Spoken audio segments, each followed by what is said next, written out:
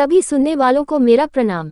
आज मैं आपको सुना रही हूँ एक व्यक्ति की जीवत्ता की सच्ची कहानी। ये कहानी मनोज पुरोहित अनंत ने लिखी है। तो शुरू करते हैं। सुनिए। स्कूल से आ रहे बच्चे उसे रोज चिढ़ाते, कहते, ओले दुनी दा पहाड़ा सुना दे।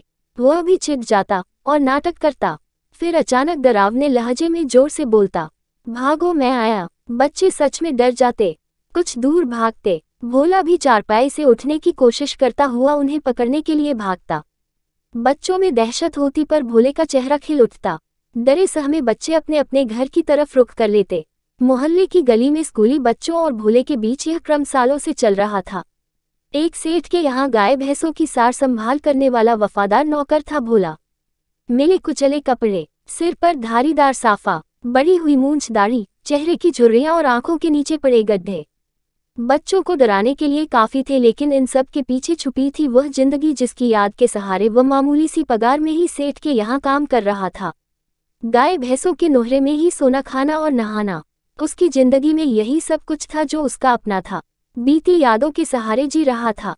जब यादें डसने लगती तो कभी कभार शराब का पववा लगाकर गायों की खुरलियों में ही सो जाता। दरअसल 20 साल पहले आए एक तूफान के कहर ने उसके बीबी और 2 बच्चों को छीन लिया था। उसे एक सेठ अपने यहाँ ले आया और काम पर रख लिया। दूसरे बच्चों में उसे अपने बच्चे दिखते, इसलिए वह रोज चारपाई पर बैठकर आने जाने वाले बच्चों को निहारता, लेकिन उसकी डरावनी शक्ल देखकर बच्चे उसके पास नहीं आते, बस चिढ़ाते और भाग जाते। भोले को पता होता कि छुट्टी होने वाली है तो वह खुद ही गली में चारपाई डालकर बैठ जाता। वास्तव में वह बच्चों को डराना नहीं चाहता था, बल्कि उनसे प्यार और दुलार करना चाहता था, पर उसकी दशा और डरावना चेहरा उसे बच्चों से दूर कर देता और यही हाल बच्चों को उसके करीब ले आता।